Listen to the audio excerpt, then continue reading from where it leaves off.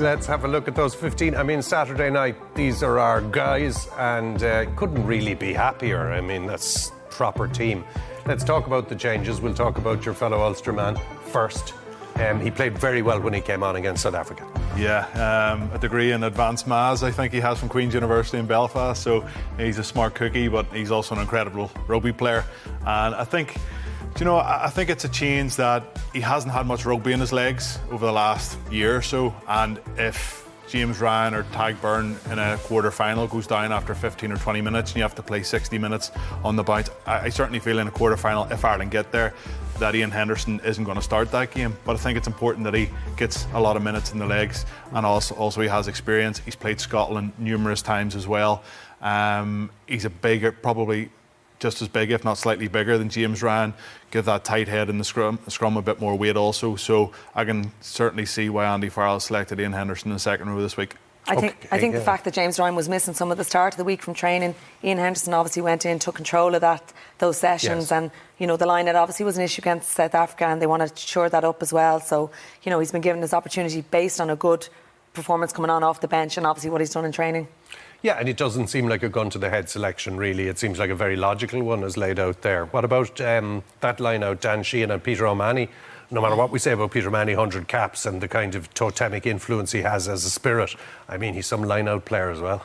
Yeah, and I think, Andy Farrell, the way he's gone about this squad and been really loyal to the players, like Earlsy getting his 100 cap, and likewise Peter O'Mahony, he wants to give these players who've chosen for Ireland for so many years those things, those special days. So none more deserving than him. And I think the way Johnny speaks about him, what he brings to the team off the pitch that we don't see, that's huge for a squad and a camp that are away for so long as well. Well, you saw that in its kind of embryonic format. Debut, what was it, February 2012 against Italy. You finished that game. I finished one of the few, Dara.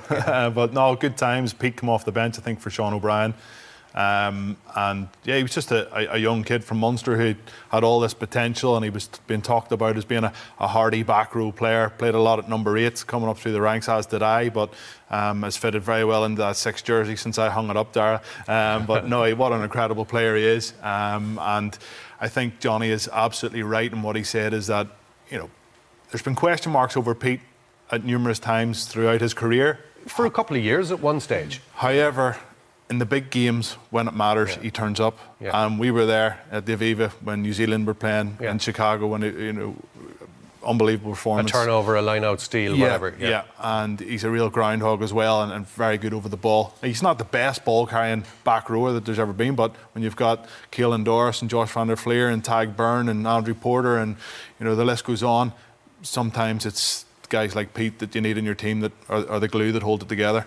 The glue, yeah. What about in terms of the overall atmosphere? I mean, it's great, and it should be. It's going to be like getting crazy now come Saturday. But in my mind, people are making Scotland better as the week goes on. It's just natural. We're kind of going, hold on. Well, it's come down to be a knockout game now, really. We have to win it. There's lots of permutations, combinations, but we have to win it. And I think by the strength of the squads that's selected is Andy Farrell knows the risk that Scotland can pose. However, in saying that, Ireland at their best are a better team than Scotland are. But could it come down to a bounce of the ball, a card, a referee call, and that's what you fear in a knockout game. But Ireland, player for player, I think are better than Scotland. And we're going to take a look at that possibly. We'll show you the Scottish team in a moment. But before that, I forgot to mention poor Robbie Henshaw. The hamstring doesn't, who knows, but I guess Andy Farrell will wait until Monday, Tuesday before making a decision? Yeah, he said today it could be a couple of weeks, so I suppose it depends on the severity of it, how long you can actually carry someone for, and that decision made. But on the flip side, what a story, looking likely it could be Cian Healy who comes back in after that horrific injury, but nothing will be made until Monday. They'll just be focusing on the game at the moment. Is that us in search of a happy ending, so to speak? But I presume it is going to be Cian Healy, because who else are they going to bring in? It's weird, it's like a Razzie Erasmus decision, isn't it, to bring in a front rower for a centre? Yes. But makes a lot of sense then when you look at Jimmy O'Brien hasn't played. Jimmy hasn't played yet. Stuart McCluskey's on the bench this weekend. Jimmy O'Brien's the only one that hasn't tasted Rugby World Cup rugby. And it's one of those ones where Cian Healy, he's put on a social media, I think everybody in the world has retweeted it and shared it, that he is ready and raring to go. And what a man to bring straight onto the bench. Yeah, no, absolutely. And talking about Peter O'Mahony's kind of spirit has influenced Cian Healy's another one in a different way, isn't he? I mean, what he's been through. Anyway, he isn't there yet, and Robbie is, so best of luck to him. Let's have a look at the pool table.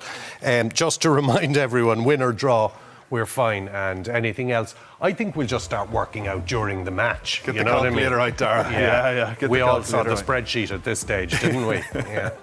Yeah, it's Win the game. Yeah, win the game. I think I just cannot see Ireland, when you look at the two team sheets, I just cannot see Ireland losing this match. When Scotland come under pressure in a pivotal game, they usually come up with too many errors, too many mistakes, and a good team in Ireland usually take advantage of that. So, and even you look at the two benches, you look at the two benches, just Ireland looks a lot stronger. Players that are in form, players that are hungry and, are really going to turn it on when given the opportunity off the bench. And yeah, but I think the pool table at the end of it will have Ireland on top of it. Yeah, because I mean the other thing, ifs and buts are part of the fun of sport. But like Fiona, if Ireland had gone down by a point in that epic against South Africa, we'd need a win against Scotland anyway. And I think like in August when we were casting forward, we were thinking that anyway. We were, and like within the squad, I think he's prepped them for their performance, and everything Andy Farrell has done is about Ireland. Going into the South Africa game, he stuck to his 5-3 split because that's the way Ireland play, and similarly enough, he sticks with his 5-3 split. Scotland go to a 6-2 split because he knows the battle of what the battle of the forwards is going to bring. But I just think all of the focus has been on Ireland and Ireland's performances internally. We talk about everything else externally, but they seem to just be very focused on that performance and improving week on week. Yeah, absolutely. And it's usually kind of like just a kind of a PR line, but this time you believe it. It is absolutely one game at a time. Let's have a look at the Scottish team and that 6-2 split. Fiona, talk us through that, because obviously I suppose the accepted narrative here is that the Irish pack is superior. They have dangerous backs. I mean, we could start any discussion about this match with those two suggestions. Yeah, a bit interesting at 9 that he's picked Ali Price. Obviously Ali Price was excellent last week against Romania, but he hasn't featured a huge amount. Ben White was obviously there for Six Nations, started the first two games. He's not even in the 23. Price was started in the game against France away from home where they lost by just 3 points, so maybe that's in his thinking. The fact Hamish Watson hasn't made the 23 is an interesting one as well. Just someone to try and slow down Ireland's ball. Again, he was excellent last week, and their backs have some really exciting players. Back three is good, isn't it? Back three is good. The centres were very good in the Six Nations. Finn Ruskell can pull something. He can be exceptional at times as well. But I just think on the balance of it, Ireland are stronger across the board. I've spoken to a couple of people that are in the Scottish circles, and like the Hamish Watson one, what's it going to take to beat Ireland? You need to have physicality, you need to have a ball carrier, you need to have somebody that never misses tackles and goes up and makes dominant tackles. Hamish Watson, but he's just not in favour with the coach at the minute for some reason or another. He's just not in favour. And even having, if you're going to put two back rowers on the bench, Crosby's in there as well, surely Hamish might even have got ahead of him. So he's ahead of him at Edinburgh, so it's a bit of a strange one. Well, maybe Crosby will set the tone for the match, but you wouldn't expect it of him. You would expect Hamish Watson to be a player of the calibre who could set a tone early. And he's a player that can come on and make an instant impact. He is so abrasive, he's so physical, and sometimes we see these images of him running across the pitch, but it gives you something that Scotland have been lacking over the last couple of weeks. Okay, all right, thanks.